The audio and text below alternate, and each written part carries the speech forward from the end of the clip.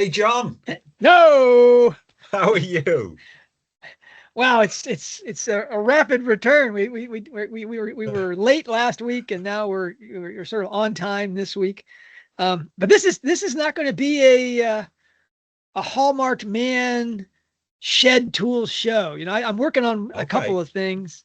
I'm working on the narrative, the embedded narrative. Rowling writing about Yeah. writing. There's also some great stuff there about basically Freemasonry, I think, and about characters talking as if they're writers of detective fiction. That's always fun. Um, um, yeah, it's just funny for me to see the Met and the Red Caps talking about misdirection. It's great. Yes. Yeah. Uh, Yeah. anyway, And and but and and Strike mentioning how the plot is too complicated. That that's was right. just lovely. Anyway, it's gonna be my fourth read for me to go through the book and do all that. We're really waiting on strike finders. Please, Patricio, help us out. Um, anyway, though I've been told there are 5 mentions of misdirection in there. Yeah. All right, so because that's not ready, I've just gotten 3 new books on Freemasonry. Okay. One is the Bridge to Light. The other is a really fascinating one called That Religion in Which All Men Believe from the University of California Press, which is the history of Freemasonry in the United States. As much as Freemasonry has a place in European history, Yeah. it has a remarkably disproportionate place in American history. I mean, I don't know how many of the so-called founding fathers in the United States were Freemasons, but it's a good percentage. Yeah. And it shows in our currency. I mean, Franklin Roosevelt's uh, um, cabinet was almost all Freemasons. So it's a big deal in American history. And I thought I'd look into that as well.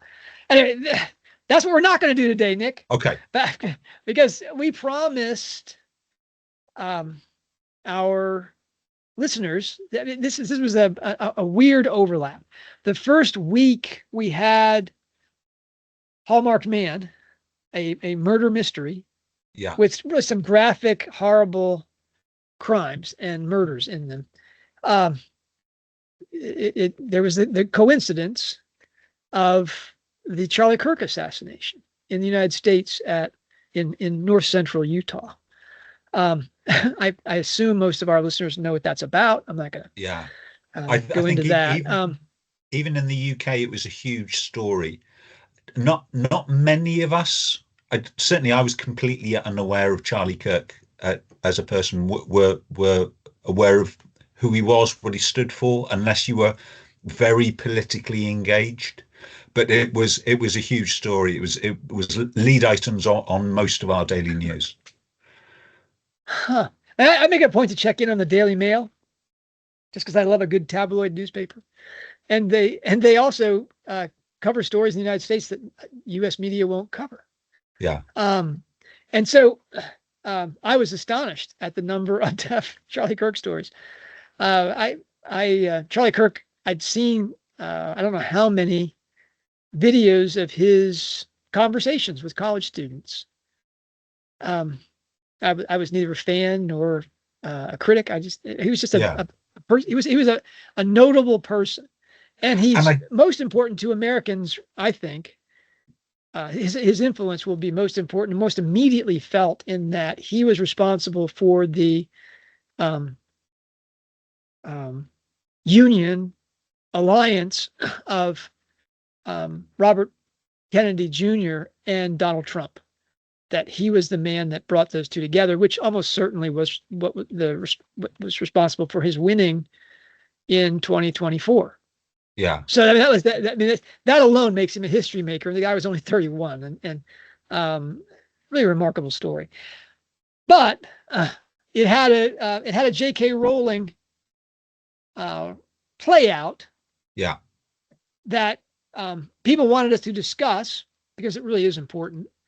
And we were in the rush to first start. We were doing our first and second and third reads of Hallmark Man, and we thought it was a bad time to do that.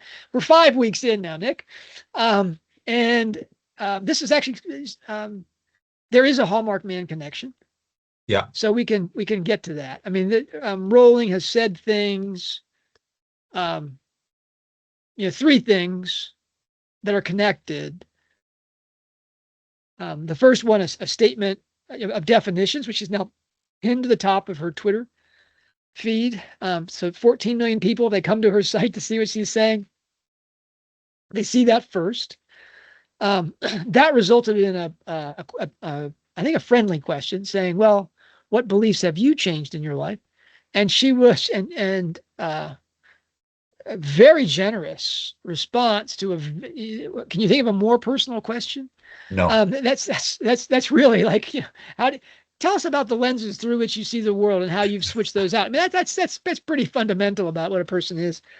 And then the Emma Watson piece, because that was largely, I think, about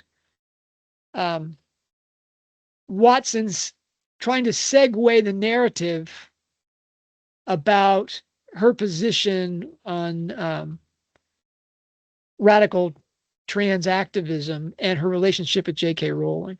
And Rowling was having none of it. And so did a big takedown.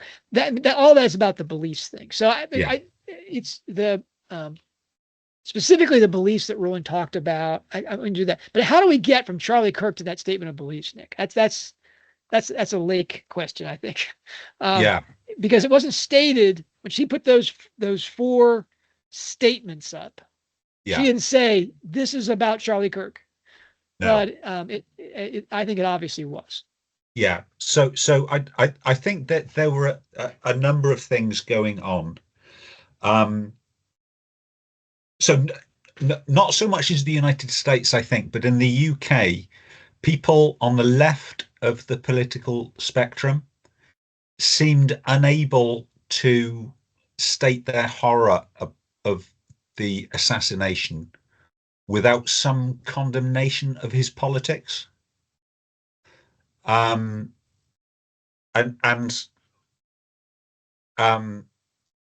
the more thoughtful center left, which is where most of J.K. Rowling's political tribe were condemning this.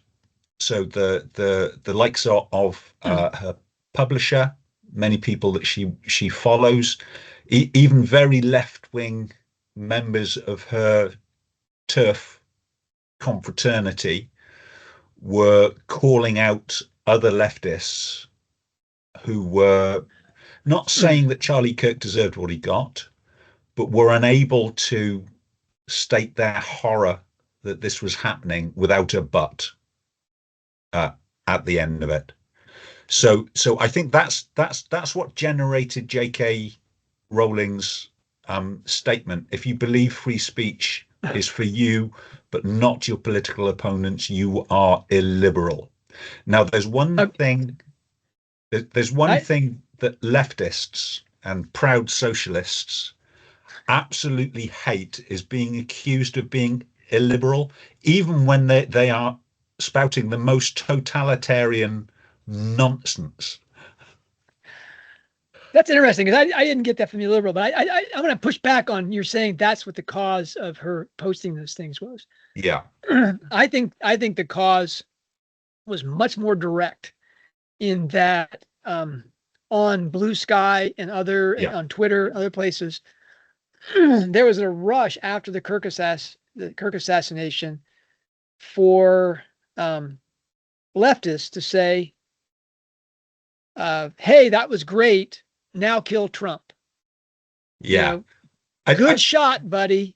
Yes. Now take out J.K. Rowling. Rowling was always in the top 2 or 3 names that were in those mentions, which is really odd. It's like, I mean, that the left has decided that Rowling is in the same ilk as Donald Trump.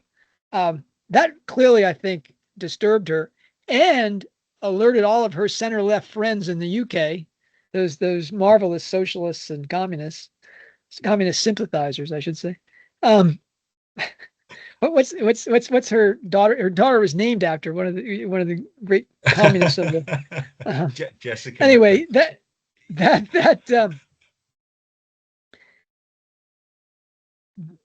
Rowling has been threatened with assassination repeatedly over the last 4 years, 5 years. Yes. Yeah. So And this isn't new to see a in and man of shot itself. dead in the middle of exercising his free speech rights, and people who disagree with him coming up and arguing Yeah. with him, Rowling has said that she could paper her house with the number of death threats, rape threats, attacks on her house, attacks on her children. That she clearly feels this was a thing. And so once that assassination happened and the response to include death threats to her happened, she came out with what's it's either a creed or a manifesto. It's this set of definitions that she put up. Yeah. And I'm glad you talked about the first one.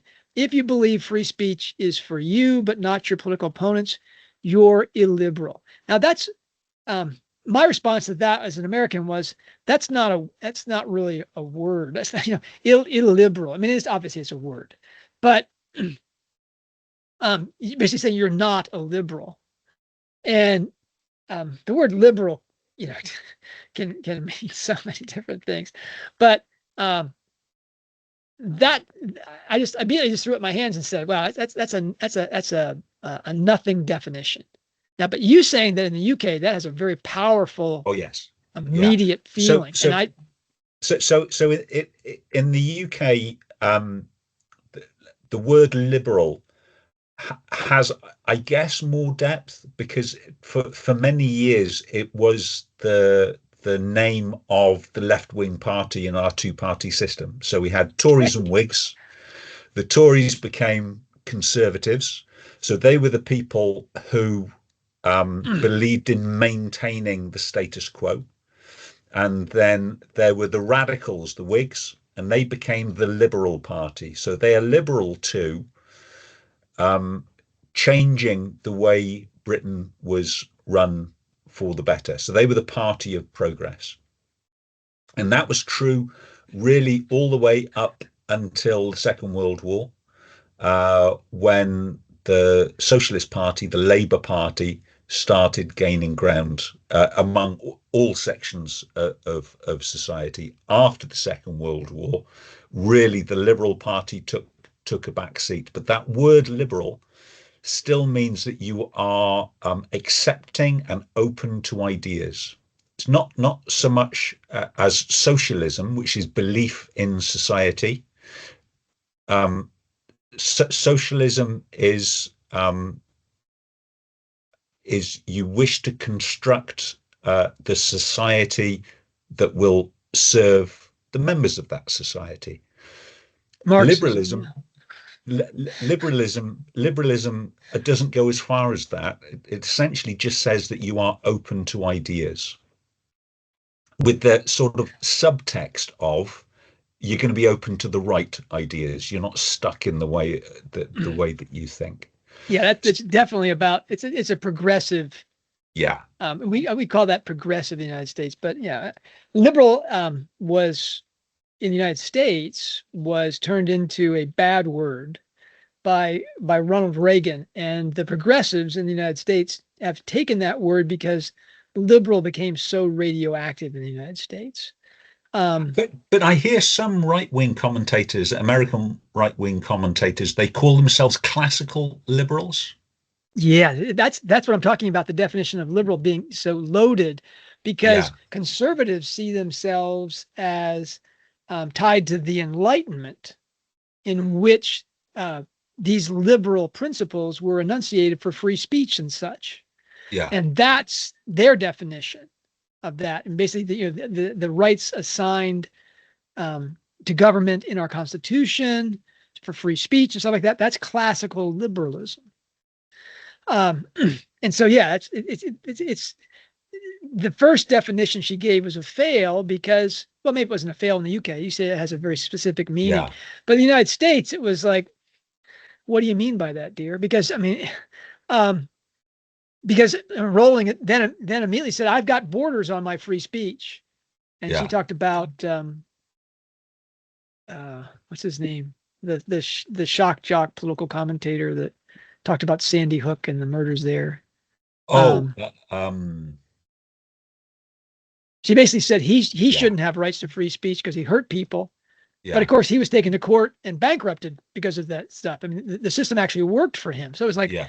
but you wouldn't want him to have free speech, even though the system worked to correct him. Okay, maybe you wanted bigger punishments for him. I don't know, but it was sort of like, well, and then what's Marmite? What great question, John. What's Marmite? So, Marmite is a savory spread. It's manufactured as a byproduct of brewing beer. So it's a yeast extract from brewing beer.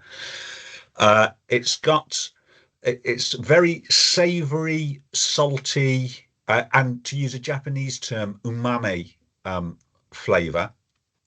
And it is, depending upon whether you like it or not, absolutely delicious. Spread very thinly, never spread it thickly, very thinly on crisp, dry toast. Now, why did I ask you that question, Nick? Because famously, people who aren't British hate it as a matter of course, but even within the UK, it is very much you either love Marmite or you hate Marmite. So it's become And so, synonymous with something that you don't get a grayscale. It's either black or white. A Marmite thing is you either love it or you hate it. this is English natto, is what you're Yeah, telling me. yeah. Oh no, no, So, no, no. No, no, it's not. It's not natto. No, because nobody likes natto. Even the people that pretend they like oh, natto I don't like love the natto. daisuki desu. What are you talking about? Love natto. Anyway, someone asked her in the Twitter feed, okay, you're all for free speech, but what about Marmite? Yeah, And she said, "Whoa, boy, you're really pushing me here." Um, and it leads into the next one where in yeah, her 4 definitions, she says, if no contrary evidence could change your beliefs, you're a fundamentalist. Now, yeah, this was by far the most important of the 4 that she put up because of the consequent yes, conversations. But again, I'm going to say what it says in the AP style book or whatever. The word fundamentalist has a meaning, and to decide you're going to change the definition to mean people you don't like or something is not, kosher or whatever. I mean, it's to use a word, maybe I've just changed the meaning of that word. Anyway, I mean, you're a fundamentalist. Means that you're a member of a early 20th century American Protestant, Christian sect that believes in the inerrancy of Christian scripture. Now, that's to use that word to mean stupid people I don't like is a no, real shame. It's a I real don't think, shame. I don't think Rowling's going that far, and that may be the definition in the Webster's dictionary, but I'm fairly sure that Oxford Dictionary wouldn't take a North American sect as a definition. So I believe Rowling's meaning here is there are some things that are fundamental to you. So, so fundamental to you that no matter what evidence can be presented that your belief is wrong, you will not accept it. And I think that's true for most people. I think most people have these beliefs. But if if you're for most people, those beliefs are really very narrow and really very personal to who they hold themselves to be. If you extend that to whole swathes of your belief, then yes, I think you're a fundamentalist because you Okay. don't accept evidence. Do you see the inherent contradiction of that statement inside this context of definitions?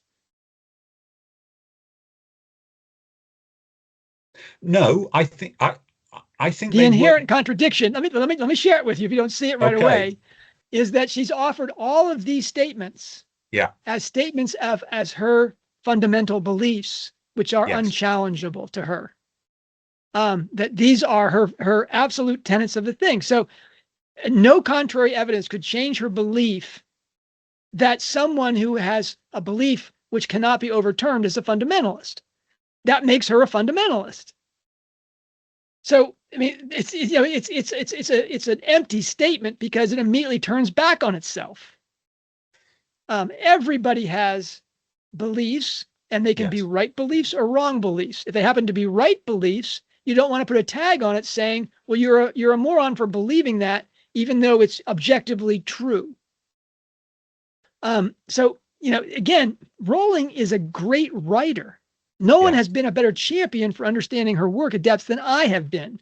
But when she gets into this field, she it just reflects the poverty of her experience with thinking at depth about theology, philosophy, those kind of things. I mean, but we're gonna get to her theological opinions later. But because there you have a real contradiction. You have a woman that writes about subjects in a profound fashion, in a systematic fashion, and then says, but I don't really hold that. I mean, it's an amazing spot. And I've been accused, Nick. Someone recently shared a blog post with me by someone who said that you got to respect this woman's boundaries of things that you can talk about her about. Well, here she's just invited this.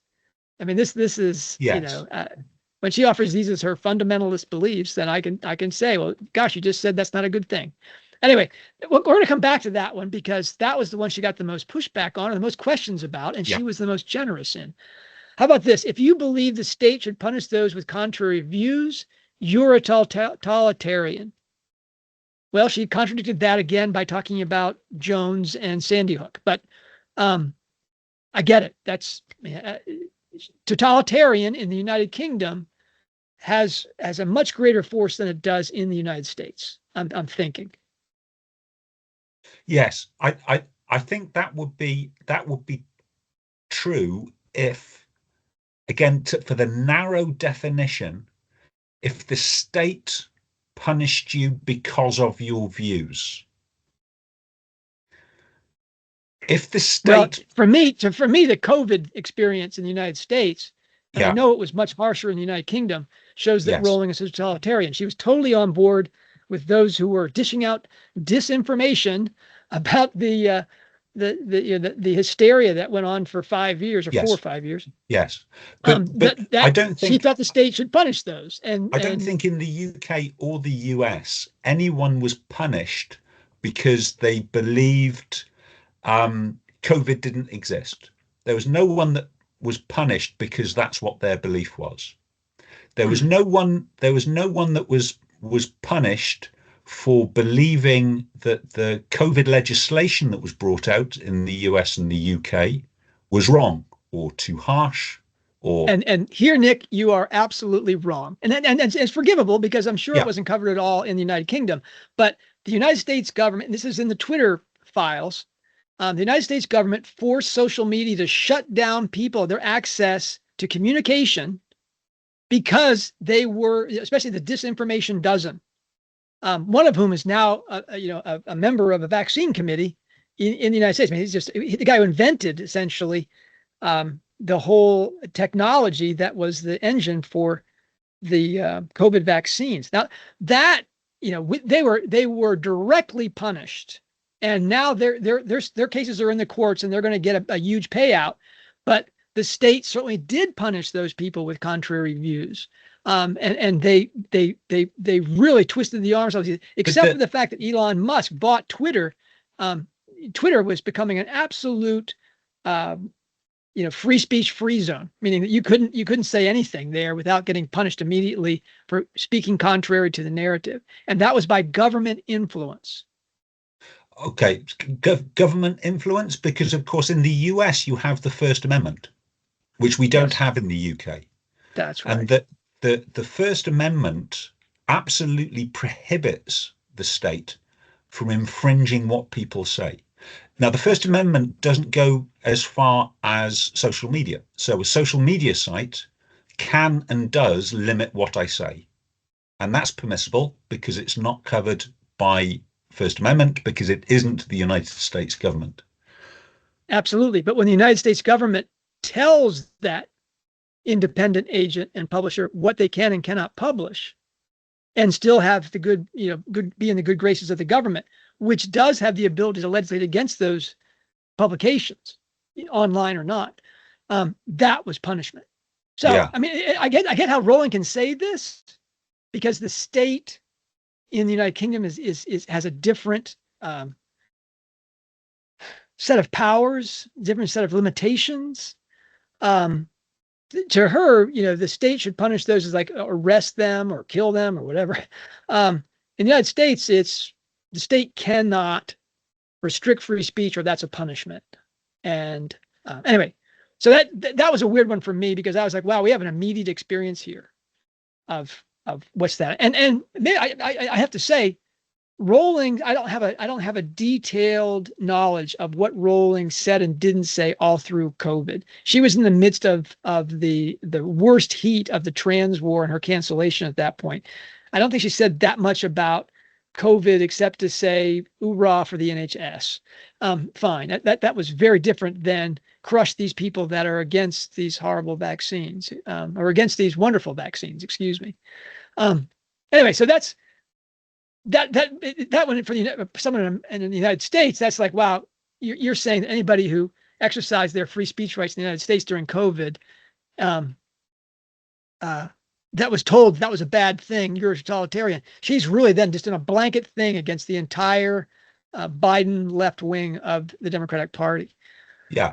Last one. If you believe political opponents should be with violence or death, you're a terrorist. Terrorism, Nick. What is your definition of terrorism before you read this piece? So a terrorist aims to achieve political change through fear of violence.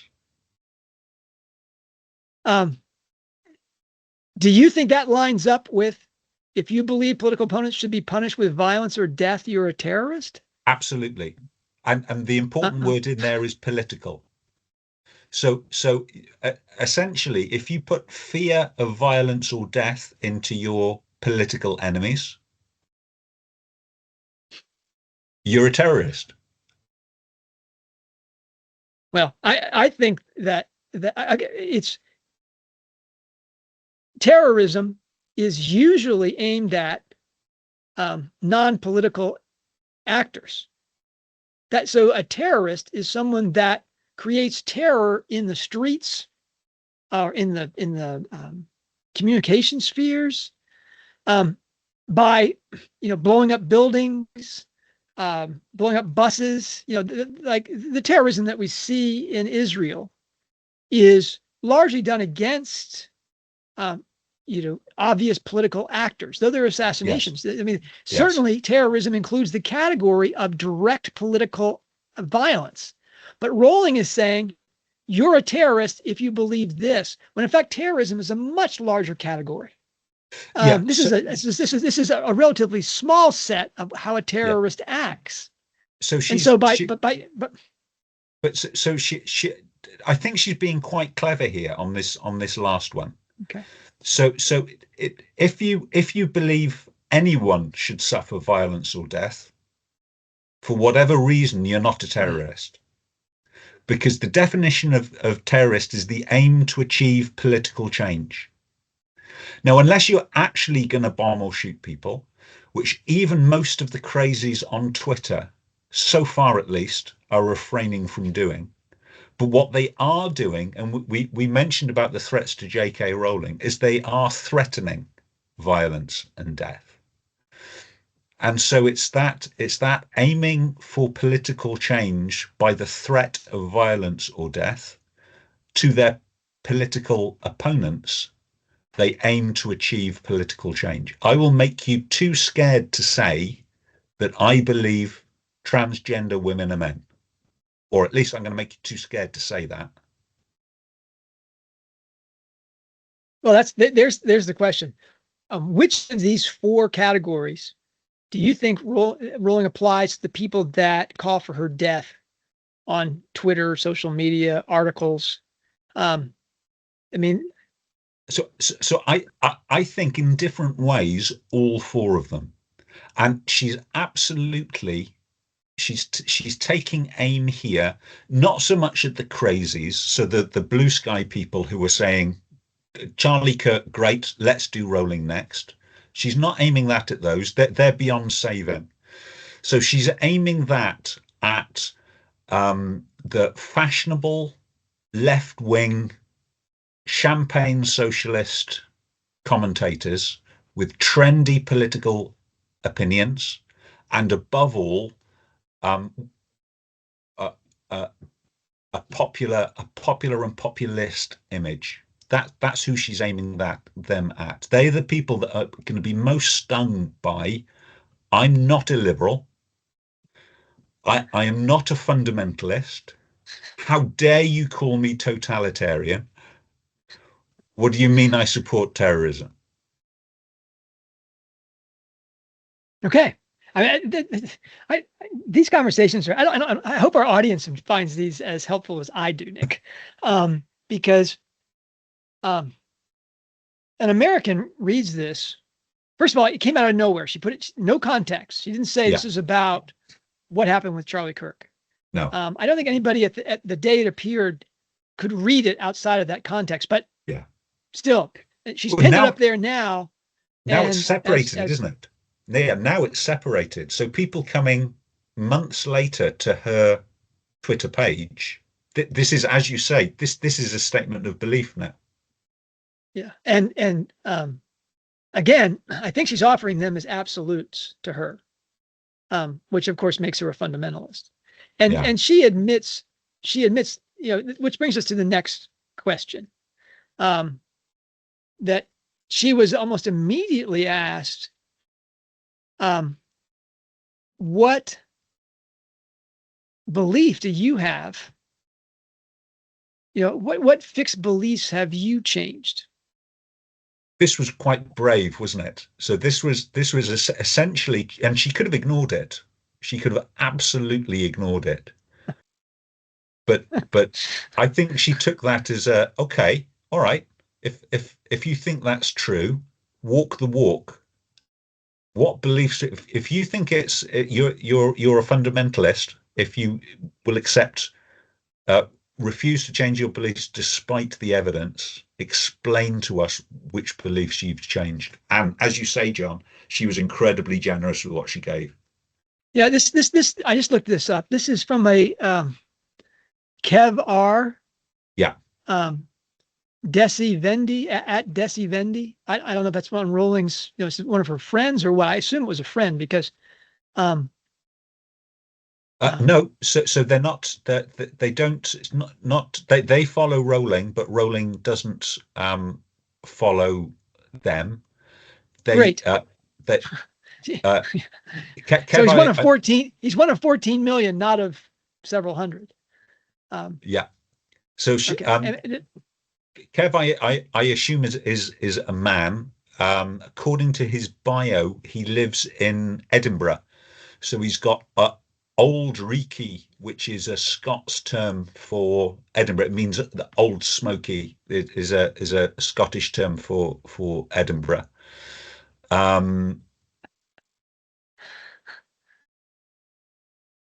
He writes to her. Yeah. In response to this, actually, it was in response to another follow-up thing where Rowling had posted her 4 things, and a TRA wrote, "You want people dead for simply expressing their gender identity, so shut the F up." And she wrote back, "I'm sure you can back up that assertion with a quote of mine, because otherwise it might look like you're exactly the kind of person I'm describing. Fixed beliefs, zero evidence, inventing grievances to justify a desire to silence people who say things you don't like." So that was one of her first big follow-ups to what her definitions against an irrational, response from the people she's talking about. So that was a T-ball for her. Let me launch on that, buddy, because you're exactly what I'm talking about. Kev R writes in and says, Fixed beliefs. What beliefs have you changed, JK? Always astonished when people call her Joe or JK. Hey, buddy. Uh, anyway, um, someday we'll have to do a show about what we would call Mrs. Murray when we meet her. Anyway, so she responds. Do you want to read this response, because it's really, as you said. It is. So she writes, I used to believe nurture was everything and that nature wasn't important. My belief changed because of my own life experience and from reading studies about genetic inheritance. So nurture. That's a Lumos thing, isn't it? Yes, yeah, it could be. Could also be with discussion with her medical doctor husband. But we know Joe writes extensively anyway. Um, we may be interested by her knowledge of inheritance and DNA in future strike stories. But so nature essentially is your biological inheritance. Nurture is your lived experience. I don't know if this is what you're referring to, but there's a big debate right now in the UK about consanguinity, which is usually just cousin incest. And there are studies that show that every generation in which there's consanguinity, because this thing tends to repeat itself through generations, you have what is it? Is it a 12-point or a 12% drop in IQ? If Rowling has done research in that, that's a nature element, right? That's not just that's right. So I think very famously the Habsburg, the Austrian Habsburg, where it in Austro-Hungary, the nobility were so closely related. They all had the Habsburg forehead, the very high forehead, and lots of other genetic issues. Yeah, blood diseases. Yeah. Yeah. And I'm sorry, I'm going to interrupt you all through this, Nick, because this is so good. Every one of these paragraphs, I don't want to have to do the whole thing at once. Yeah. Next. Now, Rowling's comprehensive experience was almost the same as mine, and about the same time. So she's got 5 years on me, but my education absolutely was the same. So it stressed the nurture as important rather than the nature, which I think was understandable in the comprehensive, which was a socialist system. The comprehensive education was to try and get each child to their maximum potential.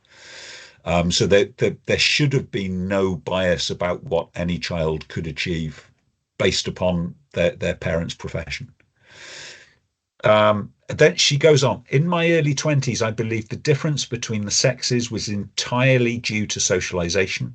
I no longer believe that for the same reasons above. Again, this was a very common left-wing belief. And it would have been, certainly through my education years, it would have been the accepted norm that the only reason that there is a measurable difference between the sexes is because we treat them differently.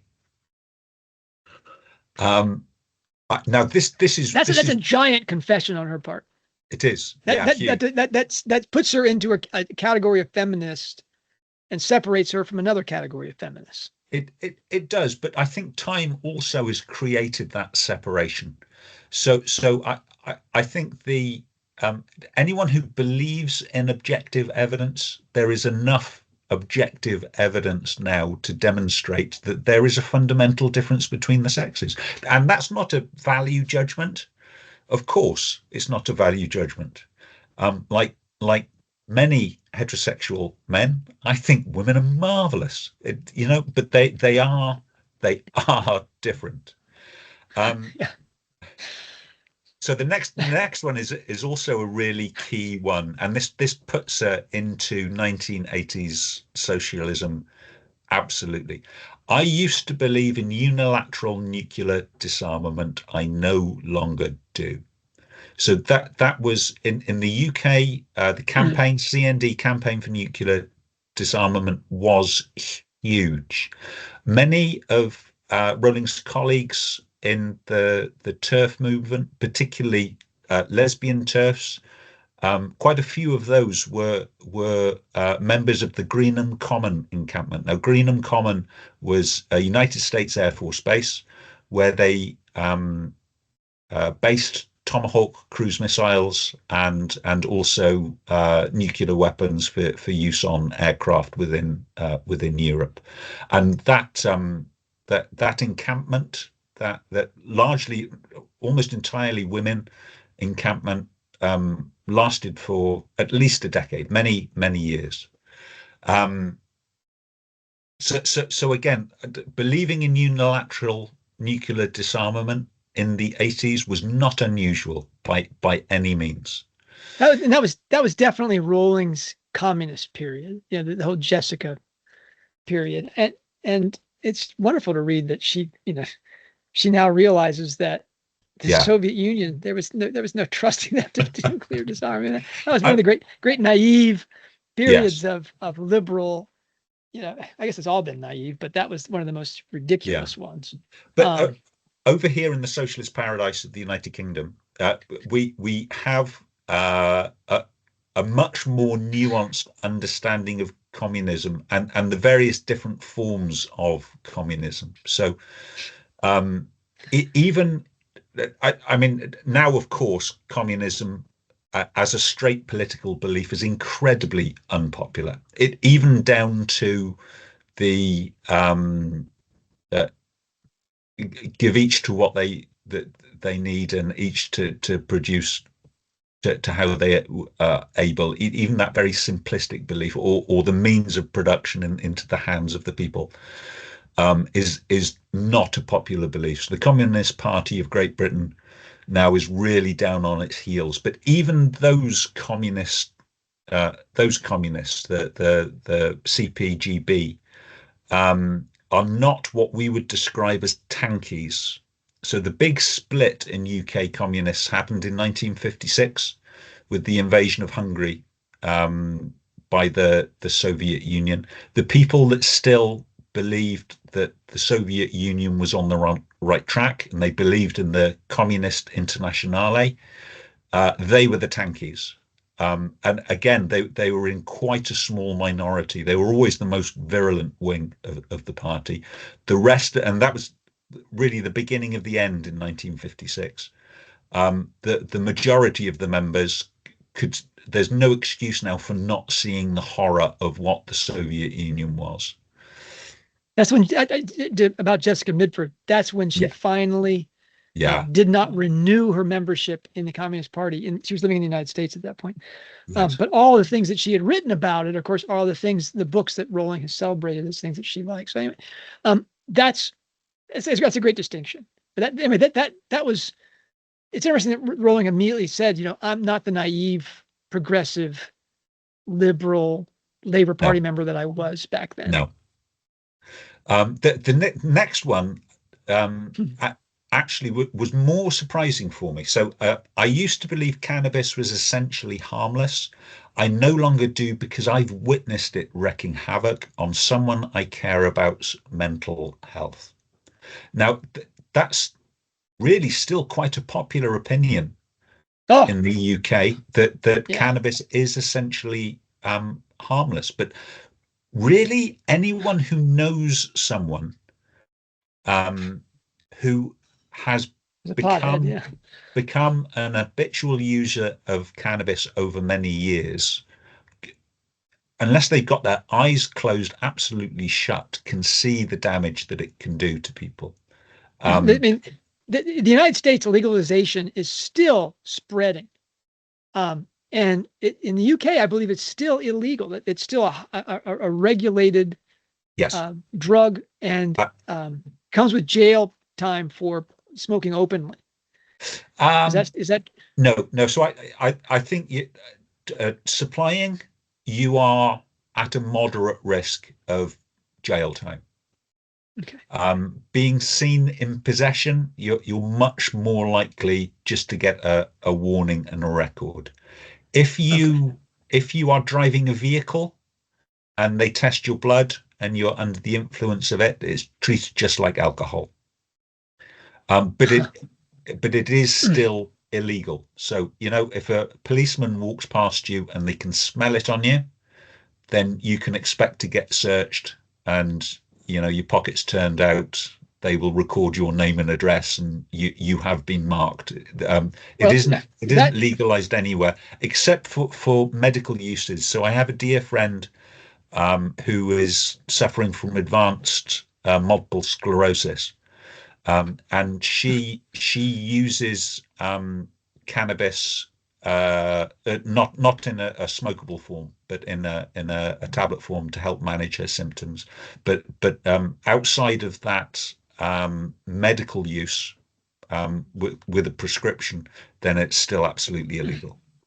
And this, in the United States, the medical use of marijuana has made basically free use of marijuana. You have to get like a form that doesn't require any kind of proof that you need it for medicine, and so everyone can get the little form and go to their pothead shop and buy as much as they want. Now, there's an American reporter, formerly of the New York Times, who left the New York Times because he was such a success as a writer of thrillers. Man named Alex Berenson, who I think most people know today because of his. He was part of the COVID disinformation dozen that was censored on Twitter. He was brought up on charges. I mean, he was really crushed because he just kept reporting all the data about COVID rather than just the narrative from big pharma and media, which is basically a prisoner of big pharma. And Berenson was the book that he had written just before the COVID madness was a book called Tell Your Children, in which he explains that smoking marijuana and using it on a daily basis is why we're having so many people experience psychotic breaks. And that's his wife is a medical doctor, and she first brought this up to him. He was shocked. He thought, like everybody else, that, hey, cannabis is just a young person's whiskey. And he did the research. He's an investigative reporter. And he wrote this book saying, the marijuana that exists today is not your grandmother's marijuana in the 60s. This is, a hybrid plant that has extraordinary psychoactive effects. So that was it. To me. I was with you. When I saw that, I thought, oh, good. Yeah. Rowling's aware of the evidence, and she's also open to her experience, saying, hey, that thing you believe. Look this in the face and tell me you still believe that. And maybe make that shift. That I think is very much like the psychological tool that she uses or did use at one point, the cognitive behavior therapy, where you look at a belief and you have to examine whether it's any good for you or not. Is this belief working for me? Well, when you look at somebody else and you see something that openly contradicts something that you believe in an unexamined way, if you have the reflex to hold up your belief and say, you know what, I don't think I believe that anymore. As a conscious choice. That's a mature adult, as much as it means being illiberal or not a fundamentalist or whatever. And Rowling, she's evidencing in this thing that's her. That puts her outside of, you talked about the center liberal thing, which of course would be the liberal side of things in the United States. But I don't think that's a consensus opinion at all in that political spectrum. No. Is that my projection, or? Yeah, no, absolutely not. It's another fashionable belief that drugs should be legalized, and again, for the more fashionable end of people who have no experience of addiction, have never met a drug addict in their life, it's very fashionable to believe that all drugs should be legalized. Just crazy. On to the next one. Yeah. Okay, so this is a hot topic in the UK at the moment. So I used to believe in assisted dying. I no longer do, largely because I'm married to a doctor who opened my eyes to the possibilities of coercion of sick or vulnerable people. So huge debate in the UK at the moment. huge impassioned debate. Well, again, Unfortunately, it looks like we have a law that's going to be passed within the next year or so to allow assisted dying or state sanctioned suicide in the UK. and I think she soft pedals this one because Neil Yeah, Murray didn't open her eyes to the possibilities. He gave her hard data from yeah, from places where this has become legal and what happens. yes, There's no mystery involved in this issue anymore. We know what happens yeah, when the state sanctifies assisted suicide. yes, So she kind of soft pedaled that one, but still, that was, as you said, that was to put herself on the side yeah, of, frankly, religious groups predominantly, if I'm not wrong, if the UK is like the US, it's the religious groups that are saying, "Are you out of your mind? You know that well, you're gonna give there's this power to the state." Um, there's quite an amount of true socialist pushback as well. So yes, okay, that's we've got religious pushback against it, but when I say true socialist, it's people like myself that are concerned about the effect this will have on society. So we're in an aging population. People are getting sicker for longer. My concern is that society will expect people to end their lives when they become a burden. and this has um, several important things in terms of Rowling because Yeah. um, our conversations about induced abortion and trying through the texts to see where Rowling steps on this, we've come to a pretty, what we think is a pretty, maybe that's where this beliefs came from. That's entirely speculative. But what she believes, and she has the characters that represent her inside the books, and those who are bad characters, we're seeing that what she believes about abortion. Coerced death in the United States, at least, is almost always by those who are for it and against it is put in the context of abortion. That those people who are for wide open abortion rights, abortion as a form of birth control, induced abortion as a form of birth control, um, are also the ones that are like, hey, this person wants to die. They're unhappy with their living. Let them kill themselves. And because both those people, the unborn who have no voice, no protection, are very much like those people at the end of life who can be manipulated into saying, "Do this for your children and for your country and those things. Don't be a drag on the NHS. Save the NHS." Now that for Rowling to take a step back from that, the coercion of sick or vulnerable people. The most vulnerable people are obviously these people who are not yet born. Right in the line behind them are the people that are of age and who have had a long life, et cetera. So her take that position, I thought was interesting in that context. Is that true in the UK as well? No, no, not so much. Of course there's absolutely some crossover. So if your religious belief uh, refuses to accept that people should be allowed the choice of having an induced abortion, it's extremely unlikely that your religious faith will accept the idea of self-murder, essentially. So of course there's some crossover, but really the arguments that we've heard and lots of impassioned arguments are for people who are facing their own death and are scared, people who have known people who have had horrific experiences of end of life, and those who are concerned about the effect this will have on vulnerable people. And anyone who's approaching their end of their life is a vulnerable person, but also the disabled, um, uh, uh, people who there are areas of the NHS that are struggling. thankfully, my experience of the hospice system has been positive. So we've got a really great, really wonderful hospice locally.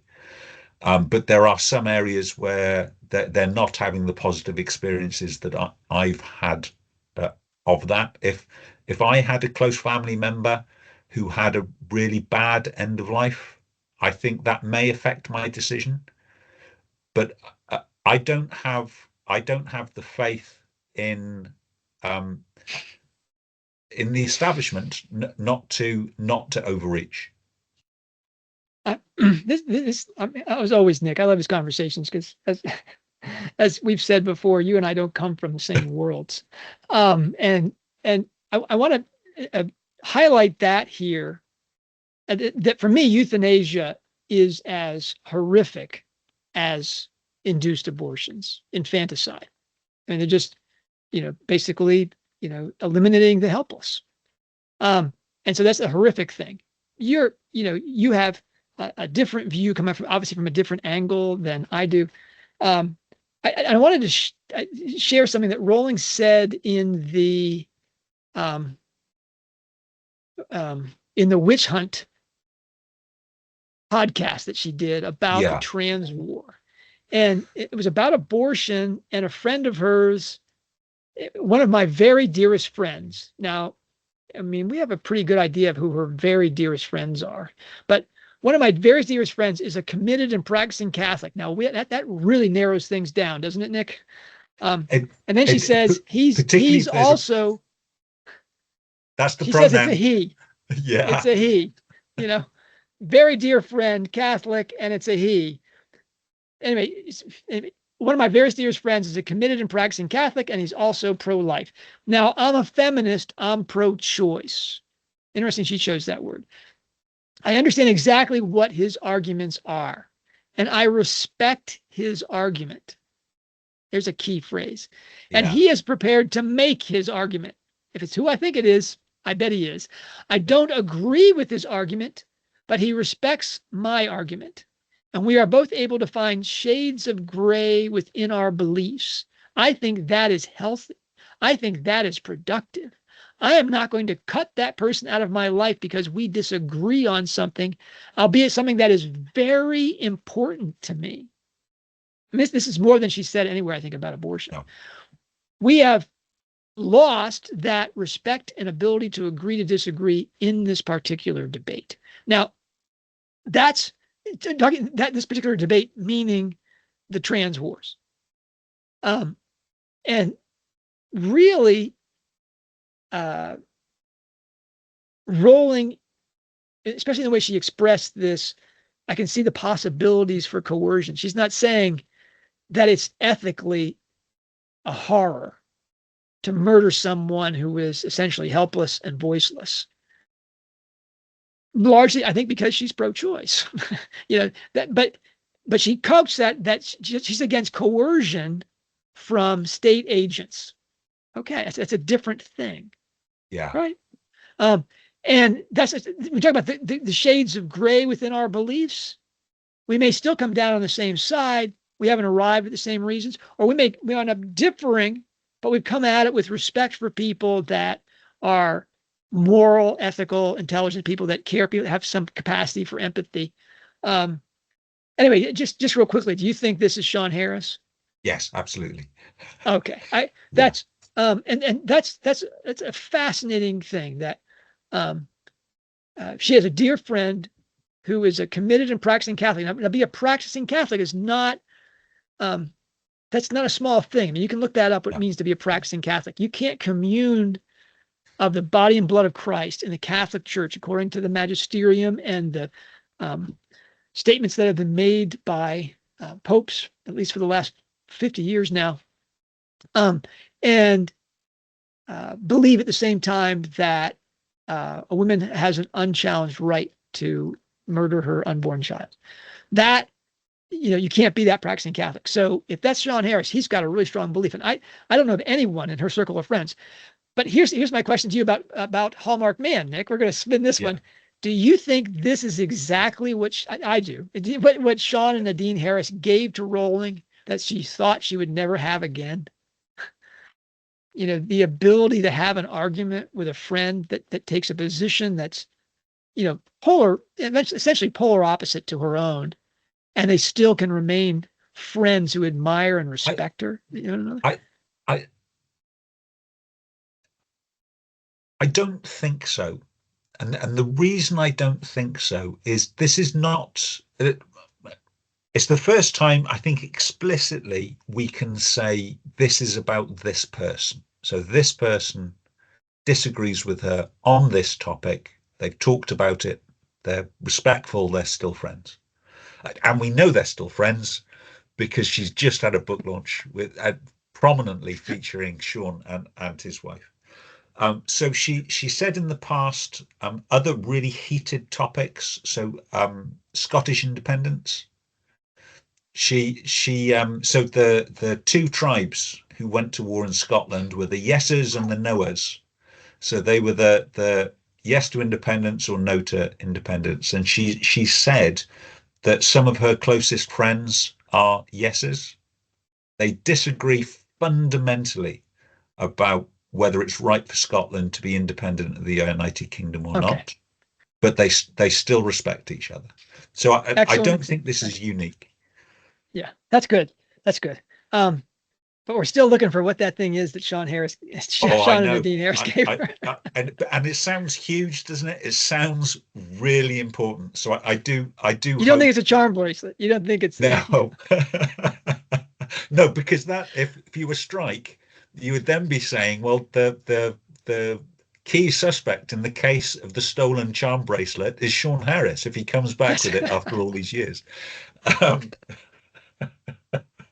I do think that somebody somewhere has one of the most valuable pieces of jewelry that they don't. I don't think that thing was melted down, Nick, for the silver content. I think that somebody has that charm bracelet from Rowling's mother. yeah, All right. Now, we got the last 2 points here, we got which the big are guns. We've got the that big are guns now. this is where this is all those things that she talked about up to here. Yeah, I don't think anybody's going to remember. And I don't think those were opinions that really, I mean, they're cut and dried for her. I had this idea, I changed it. I had this idea, I yeah, changed it. And then she brings up an issue that is not one of those, I had this belief and I changed it. no, This is one where she's struggling. yeah.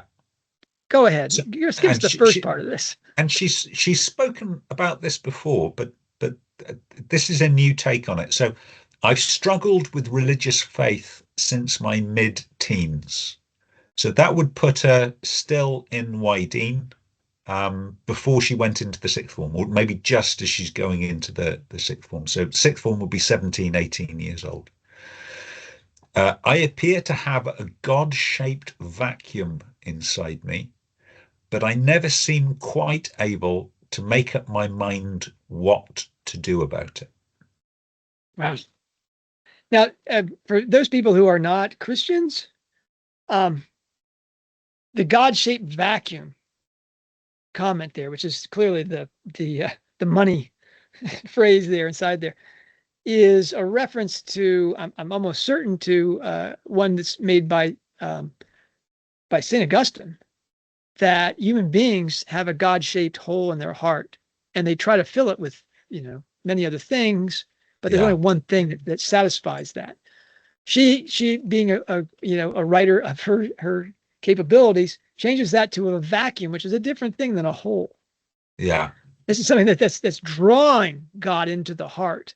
And yes, she doesn't say the heart. She just says a God-shaped vacuum inside me, because she has a very specific esoteric Christian, really a Steckian, Coleridgean idea of the heart, which is right in line with traditional Christianity. And so here she's citing that, and she says that I appear to have, like, she doesn't welcome this. This is something that's of great discomfort to her, but she yes, acknowledges that she has this God-shaped vacuum inside me, and that she struggled with that since she was in her mid-teens. I don't think she struggled with it before that, because she was probably unaware of the church, which is the institution of faith among Christians. She was unaware of her practices and beliefs coming into conflict with that, which happens to people. I'm sure women at menarche and men in adolescence. The Christian church has explicit rules and dogma about sexual behaviors, and she's an intelligent woman. That was a conflict to her, I think. But it didn't make her say, "There's no, that's only for the stupid people. There's nothing to Christianity. There's nothing." She said it made me aware that I have this God-shaped vacuum inside me, and yet I can't embrace it. Is that a fair reading? Yes, I think so. So I think that rather than I didn't read this as a lament for a lack of religious faith or spirituality. I read that as a tacit admission in a belief in God. Because otherwise, how do you have a God-shaped vacuum if you don't believe that thing exists?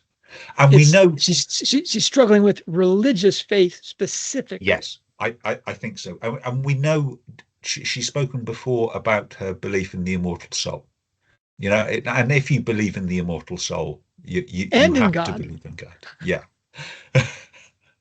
So, this is for people that haven't followed this for you. I wrote.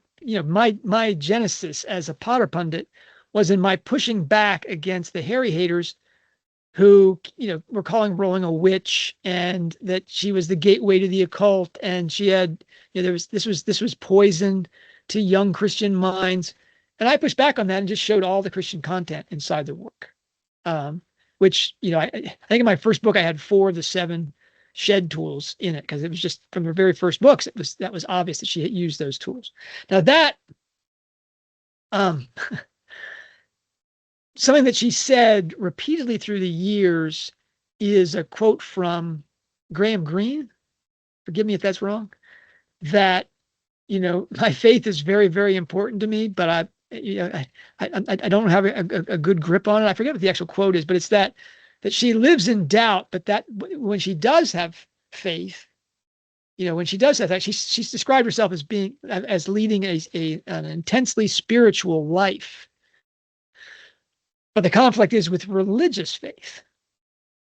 And so that's what gives her these doubts about whether she can really claim the mantle of being a Christian. She always pushes back against that. Yeah. Hogwarts is a non-denominational school, that kind of thing.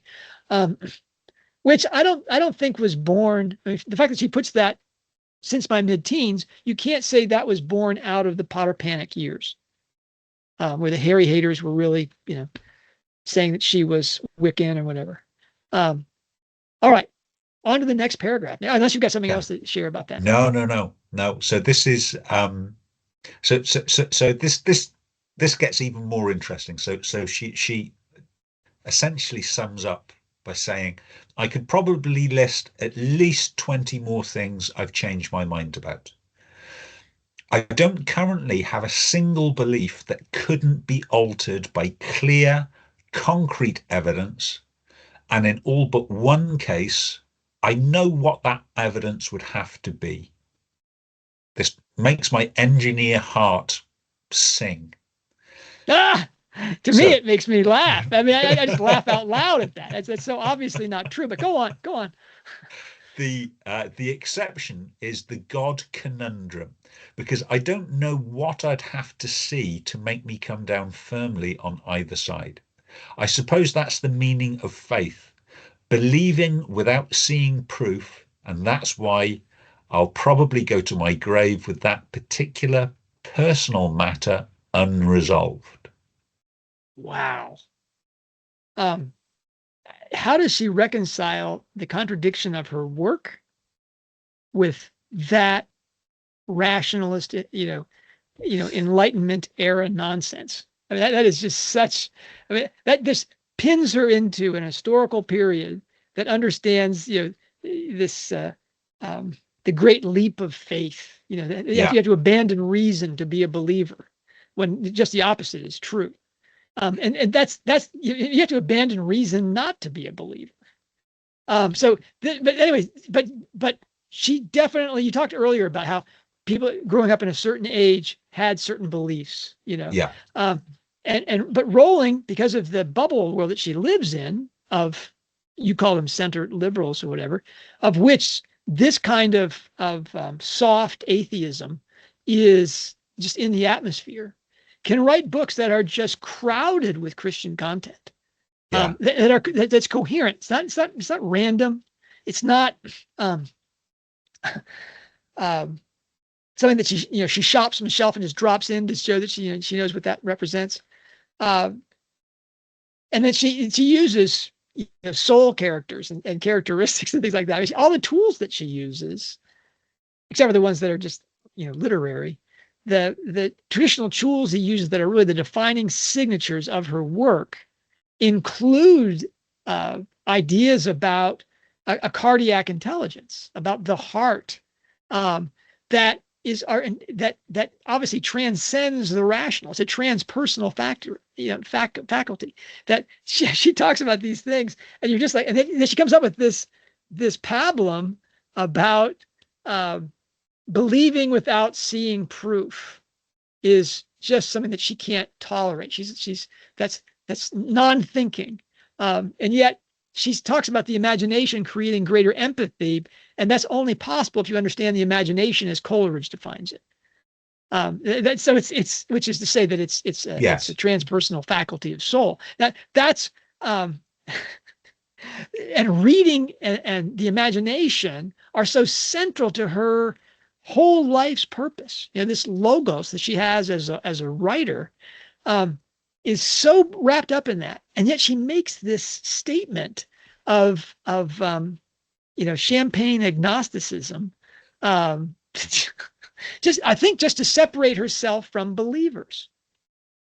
Now that's I just sit there and just laugh. Like, wow, here's a woman who is so self-aware and is so has a list of 20 or more beliefs that she's shed through her life because of just experience and reflection, that on the most important one, which she forces to the front of the line to discuss, she reveals that she really hasn't given this much thought at all.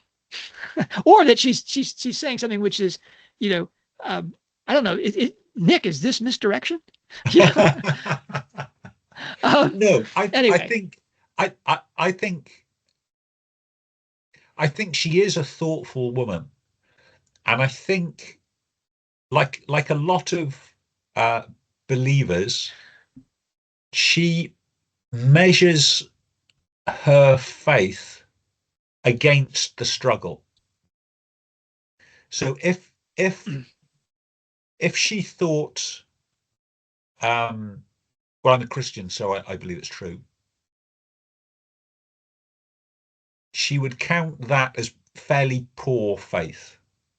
I think it's the fact that she struggles with her belief in the eternal soul, her belief in God, and her acceptance of Christianity.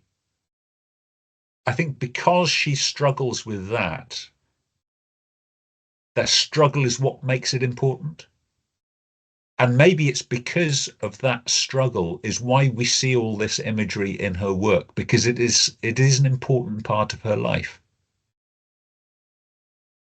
The point is well made, Nick. I mean, I'm afraid that my belief that she is a esoteric Christian, that phrase you used in a previous podcast, rather than a exoteric believer, someone who is willing to conform to the beliefs and practices of a church.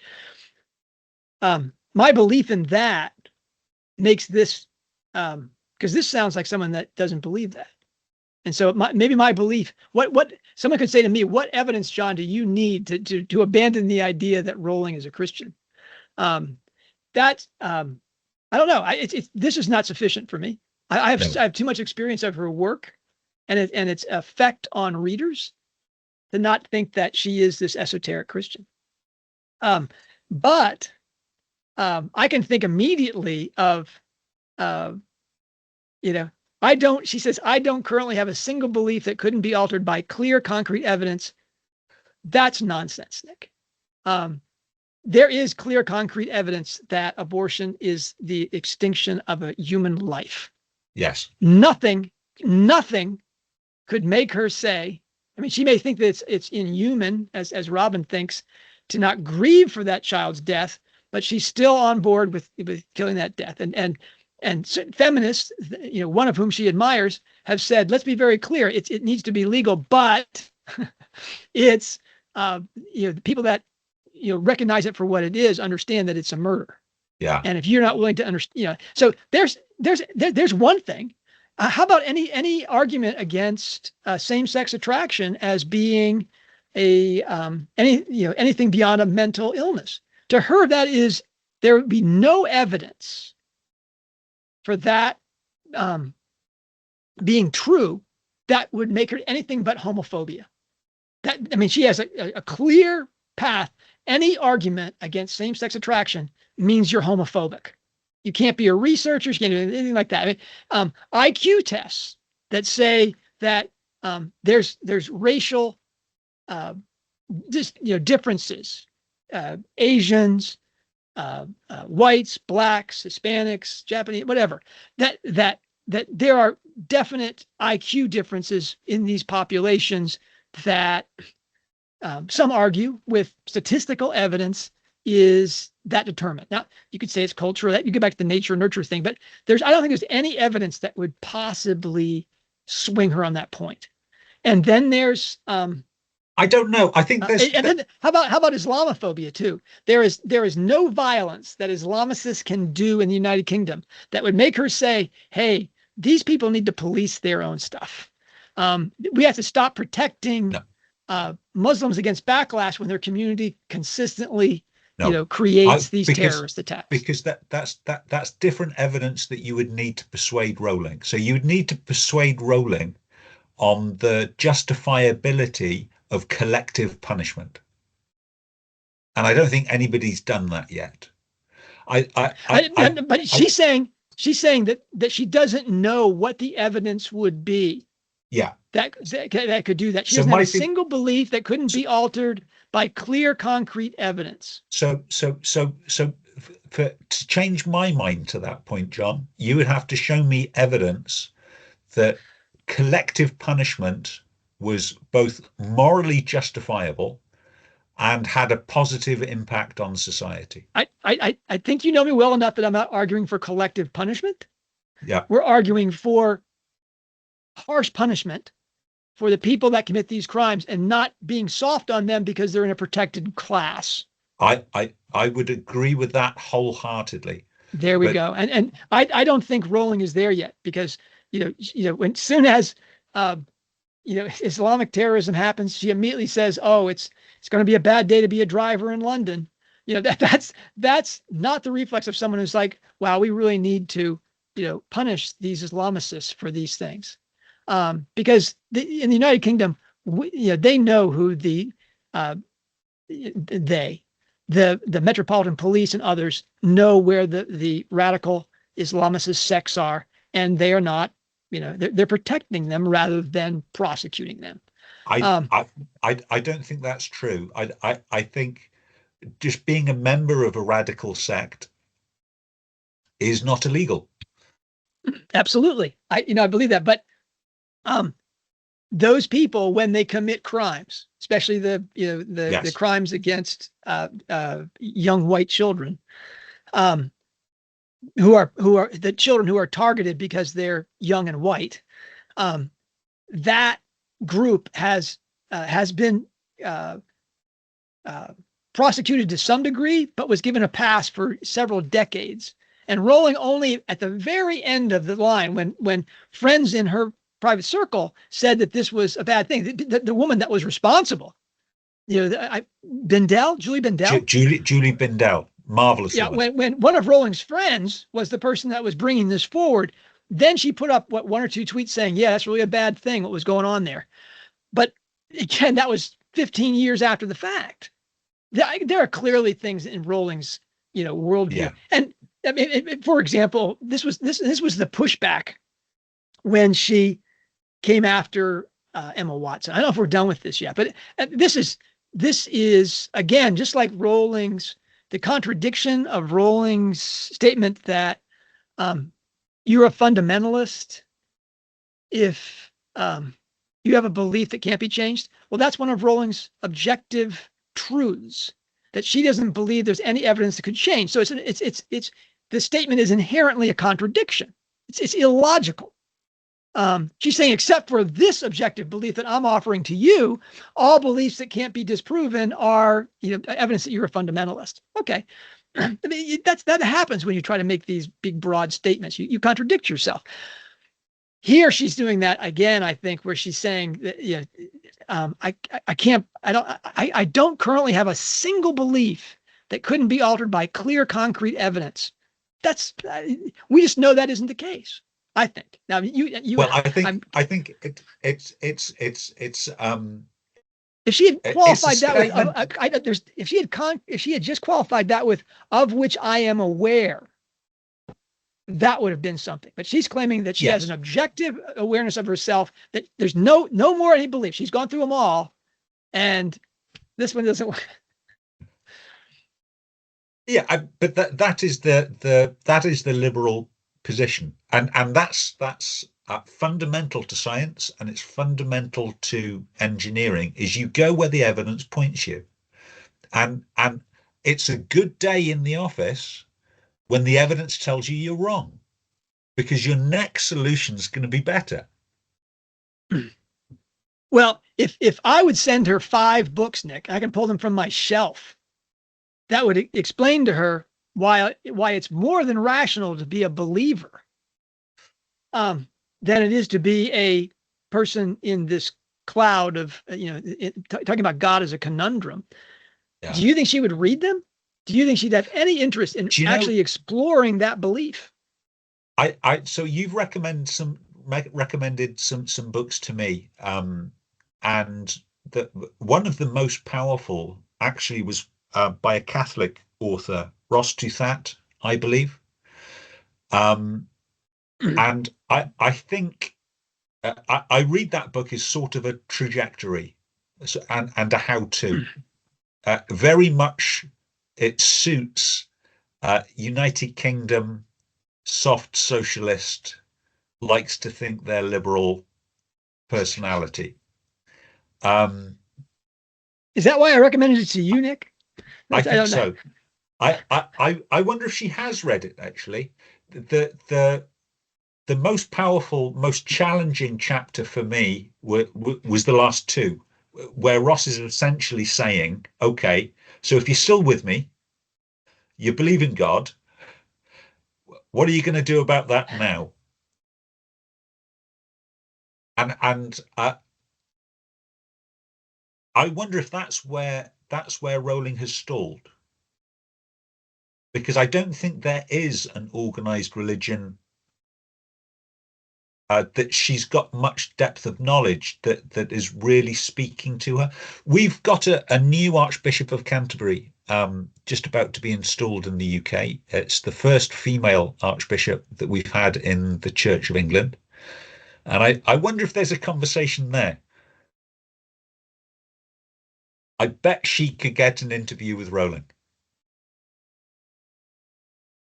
She's had contact with previous archbishops of Canterbury, Nick. At least the son of one. He was the filmmaker for a year in the life, or was it a day in the life? A year in the life. No, was it, or was it Harry Potter and Me? I think it was the earlier one, wasn't it? Harry Potter and Me. It was the one that came out right at the publication of Deathly Hallows. I think that was. That's a year in the life. Yeah, that's a year in the life. anyway, this is obviously a really to Potter pundits, Rolling Studies people, serious strikers. This is the kind of question and conversation that we've wanted to have for years. And here Rowling just volunteered it. The guy really didn't ask her, "Hey, what are your beliefs? What are your religious beliefs? Just fixed beliefs. What beliefs have you changed?" And she offered this up.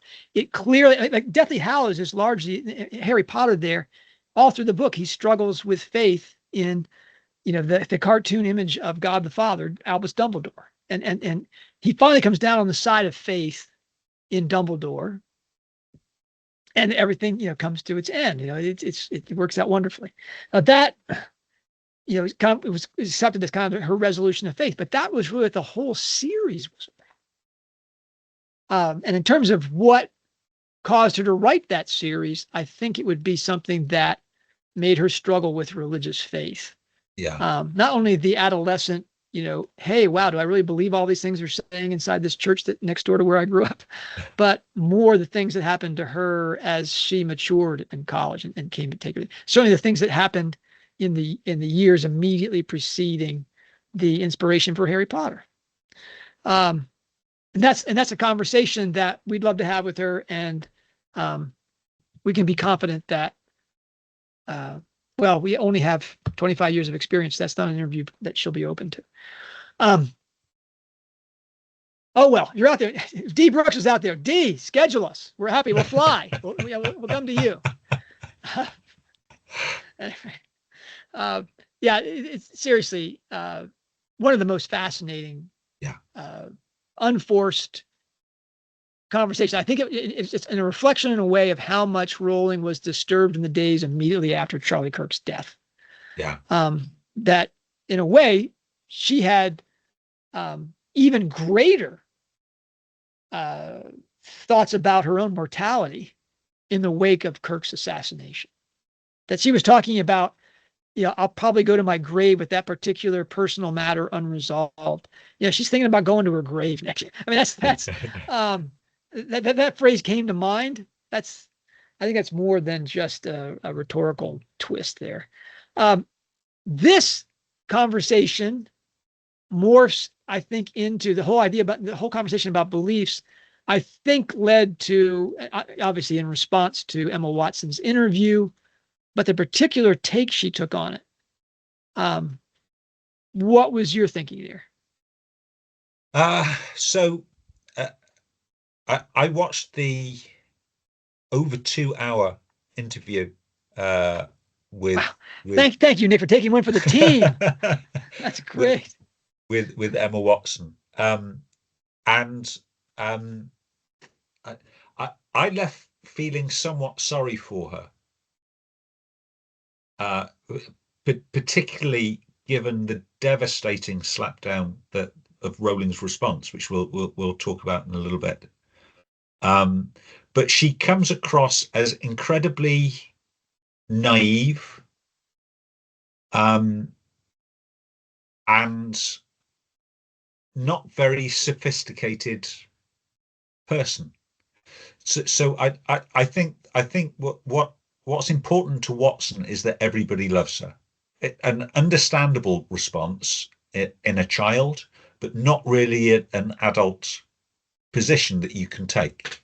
So these wildly contradicting beliefs. So supporting, and aside from the transgender issue, you can, if you believe that trans women by some kind of transubstantiation can physically change their sex, then fine, that's your belief. You're wrong, but great, that's your belief.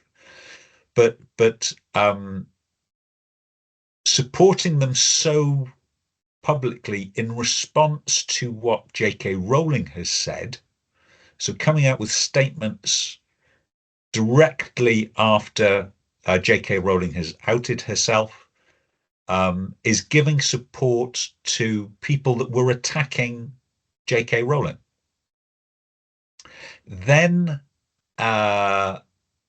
expecting J.K. Rowling to not just return, but accept your love of them is an incredibly naive position. Given that, and saying that she's open for a conversation, yeah, almost childlike in her response, and compare and contrast John with Rowling's post, which was basically an evisceration of Emma Watson. And that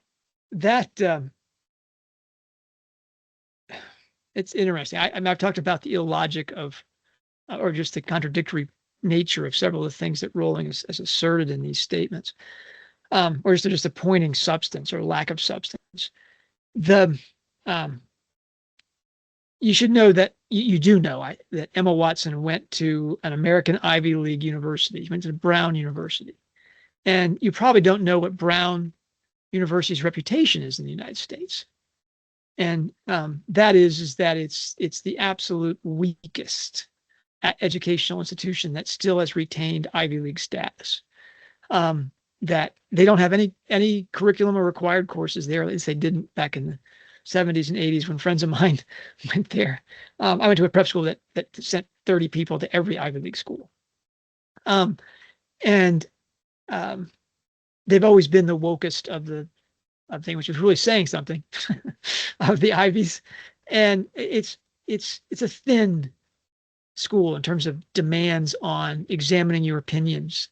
You're going to get a full indoctrination into the beliefs of the world and not much else, which is, tragic and sad, but that's where she elected to go. And she probably had her choice at any university in the world. She chose Brown. Now she's living in Oxford, right? She's Yes. She's studying towards her Doctor of Philosophy in creative writing. So not especially, not really. That's not electrical engineering and computer science, Nick. No, no, it's not. So I think she was doing a master's in creative writing, which she's converted to a doctorate. So my assumption is she's working on a piece of work that will be sufficient to get her doctorate in creative writing. And I don't know if you know this, but one of the things that she wrote towards her first degrees in creative writing was about a fabulously famous film star that arrives at a university campus and is bewildered by what her fame does in terms of how people receive her. It's like, wow, that was a real stretch for your imagination. I mean, she lives in an 8-bedroom apartment in Oxford. I don't care if these bedrooms are closets, Nick. An 8-bedroom home, driving she probably can't drive her Audi because she drove too fast through the streets of Oxford. I mean, really, this is Rowling eviscerates her by saying you live at such remove from the people in this trans thing, and you've always been a child of privilege. You've never encountered what life on the ground is like. You have no idea what it's like to be in a prison cell when all of a sudden a man comes in claiming he's a woman.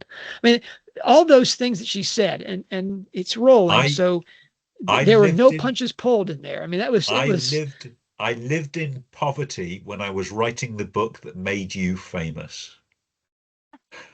Yeah. And that takedown, of course, left her vulnerable. That was the contradiction inside that post. And she was almost immediately called on it in the thread. Yeah. Was like, wow, all of us who are living in Islamicist ghettos and cannot escape, we'd appreciate it if you would say something about us, but you're so above that. And those Islamicist ghettos didn't exist when you were writing the first Harry Potter thing. I mean, those people immediately said, how about it? That you're, now, I'm sympathetic to that view. That's a contradiction. But I'm also sympathetic to the fact that Rowling can't talk about every cause. No. She's not going to talk about, she'll talk about women in Afghanistan that suffer under an Islamicist, terror regime. That's pretty straightforward. That's like being against illiteracy. But she won't ever talk about the Palestinians in Gaza that are, being pushed into the water. Now that, or blown up. And that, I can see why she wouldn't want to do that, because she's invested in one issue, which is women's rights. And that's, you have to choose your battles. I get that. But do you see the pushback from people now saying, wow, honey, you can't, make that charge and dismiss us. And someone did, and she says, "Oh, are you still out there?" Meaning, you're a moron, that are concerned about people on the ground who can't escape, Muslim immigration changing the culture of their community. She just dismisses him as a, a fundamentalist Islamophobe, right, Nick? I said that's where you do the, okay, that's not a good look for you. You can say, I haven't, just ignore it because you're not going to fight every battle, but to push back against it and say that's not a legitimate criticism, that's tough. That's tough, Nick. But the Emma Watson thing she already has taken down Emma Watson in the pages of Christmas Pig. Yes, I don't know how widely recognized that is. You and I spotted it almost immediately.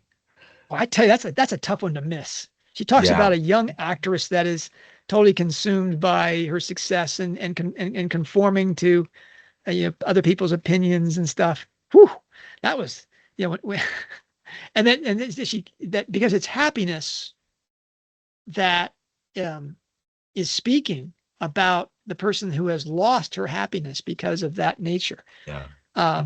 What other young actresses does she know? I mean, that to me was a transparency. I mean, the fact that you and I both saw it independently to me was, I think that's, I don't think that Watson could have read that and not said, she's talking about me. Because at that point, Watson had largely disappeared. Yeah. Anyway,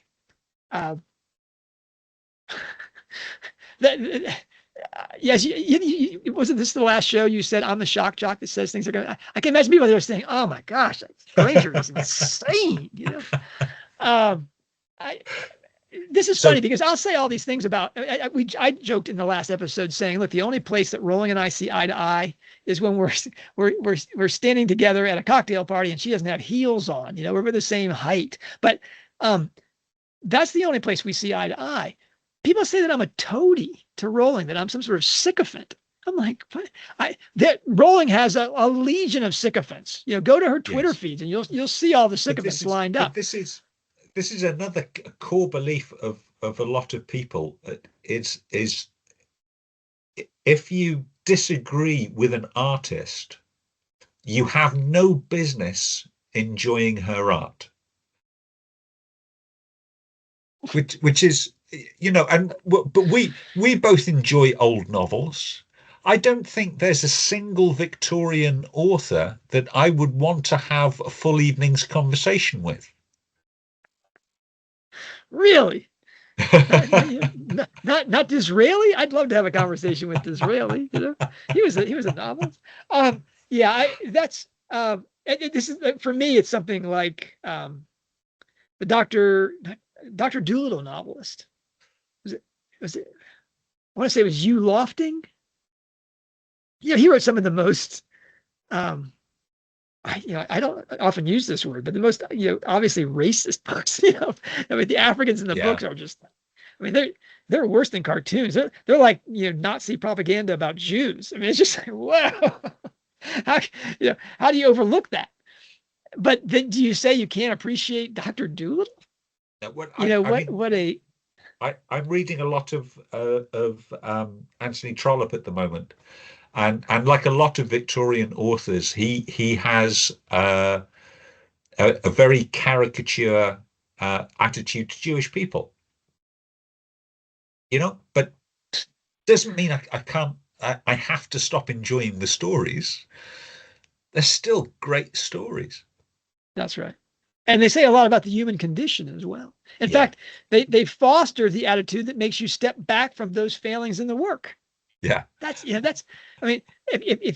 you don't read J.K. Rowling and experience a growth in empathy and of penetration because of the shock she gives you at the finish of all the things that you missed because you just went along with the narrative and the narrators. That's largely what she does, Yes. right, Nick? I mean, is to blow that up, and she also with her artistry, Yeah. she actually fosters this cardiac intelligence, this heart faculty of soul, which is transpersonal. It's like conscience. Uh, and you're a better person for exercising that faculty in an edifying environment, even if it's loaded with pregnancy traps, fornication, abortion. I mean, the book itself is still, the net is an edifying, challenging experience. That Rowling and I don't see eye to eye. Nick, we don't see eye to eye because you stand about a foot taller than I do. I have to stand on I have to stand on a bench to see you eye to eye, and a pretty tall bench too. And I'm talking about like a footstool. Anyway, and yet we both have a similar experience of these books. Yeah. And a profound admiration for the author.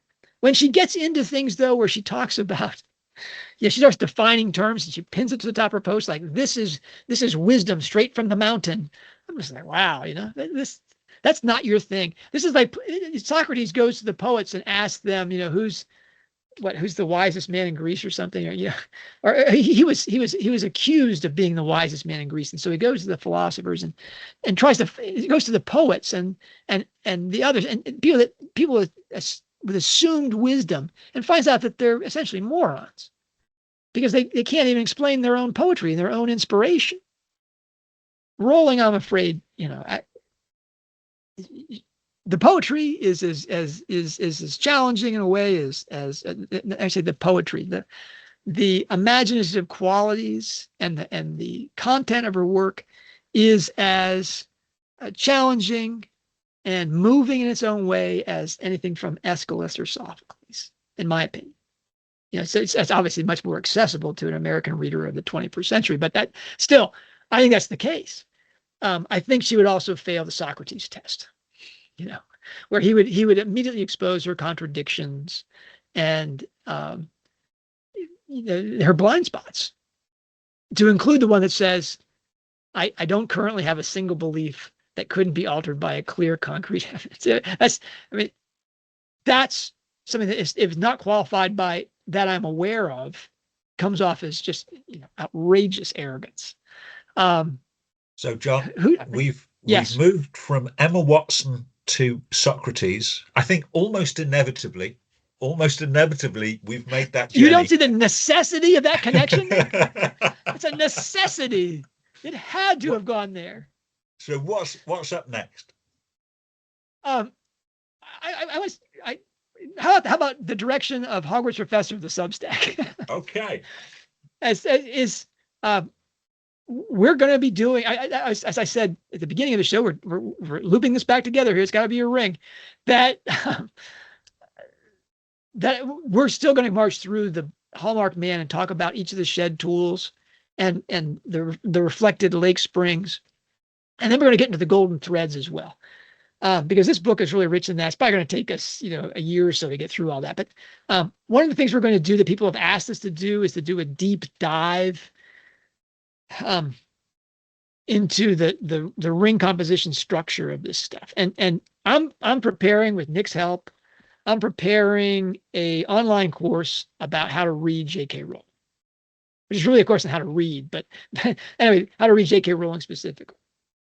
And the paid subscribers, I'm going to do that deep dive into Hallmarked Man, and we're going to look at each part, and we're going to talk about how it works or it doesn't work as a ring, and then how the book works as a ring, and maybe, though I doubt it, we'll talk about how it works in terms of the structure of the 10-book series, which I think that's just something you don't do until the whole thing is out. But anyway, that's going to be for paid subscribers. Because that's going to involve basically tutorial work on how people do that. If you just want to, read the results of what I come up with at the end of it, fine. That'll be available to everybody.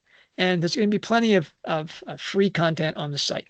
But the paid content. If you want all the lectures that Nick and I are going to record that are going to be used for the class, those will be shown to the paid subscribers.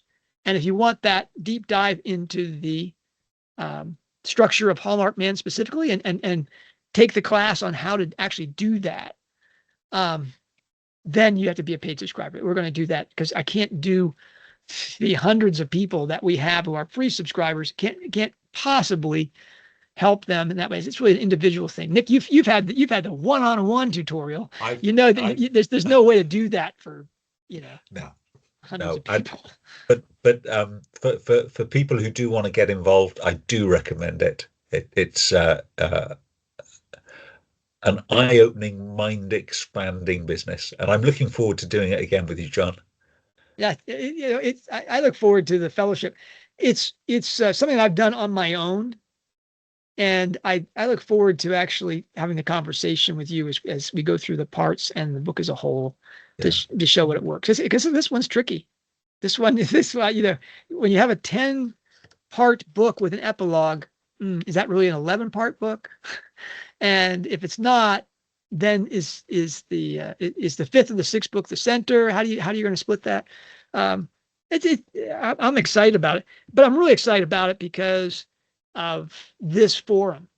That I'll have the people that are paid subscribers that can participate as much as they want to. If you're a paid subscriber, you don't have to participate in this, but it will be accessible to you.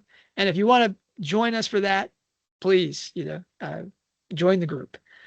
That's really where we're going with this. Is we're going to use the Substack site to create the material for an online course that will be available to people, especially those people that are coming back to Harry Potter because of the television program. People that basically grew up with Harry Potter, have put it on the shelf, but now they're reading it to their children. This is largely for them, but it's also for serious strikers, because everything that Rowling did with Harry Potter, she's taken up just to another level, really, in Cormoran Strike. Anyway, it's funny. This is a really long show, Nick, and I thought this was going to be something we would do in like 10 minutes. But I hope people understand that none of the things, I hope I speak for you in this as well, Nick. Again, I'm confident you'll contradict me if it isn't, is that all the things that Nick and I have said here are really off the cuff. Yeah. We have not done any notes on this. We haven't had any previous conversations about this. And something that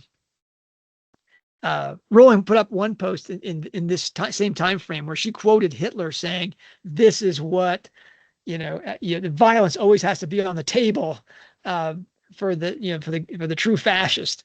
And because she quoted Hitler, immediately her enemies just said, "Oh, look, she's quoting Hitler." There were articles. There were articles. Rowling has started quoting Hitler. Just unbelievable. I think she said, "I've never met people as stupid as this in my life," And then she quoted some people that did absurd things, and she was like, "These people are more stupid than that." So, I hope that people won't cherry pick this conversation and say, "John said, oh my gosh, or even Nick let John get away with that. What's wrong with Nick? Nick's the sane man in the room." I hope that they'll consider this conversation to be a challenge to Rowling readers, serious strikers, Potter pundits, the whole alliterative bag, to think more seriously about these tweets and to recognize that tweet set from Charlie Kirk's assassination to her visceral assault on Emma Watson, try to really wake her up. I mean, talk about shock therapy.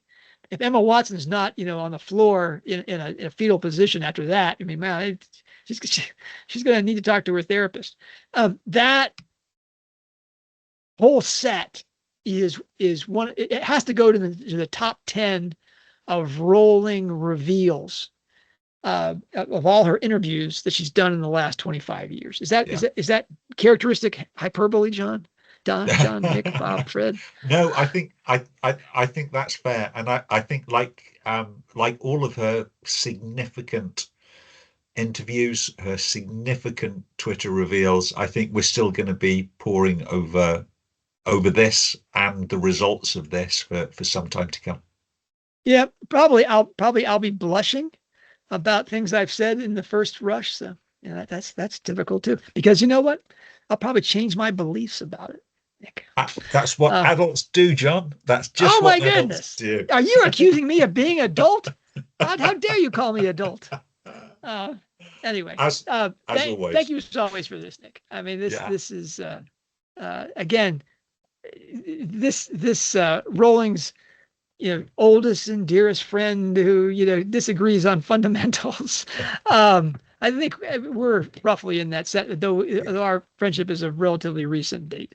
Thank you for the respect you've shown for me, and please forgive me if I've been dismissive of your ridiculous socialist UK views. That's a typical crypto-fascist response, John. That's right. John, well, you see, I'm wearing the hat. That's people in the United States would be like, "Oh my gosh, he's wearing a VMI hat." Not quite a MAGA hat, but okay. As always, it's a joy to talk to you, and frankly, if you're having a conversation that isn't challenging, maybe you're doing it wrong. Take care, John. Salute.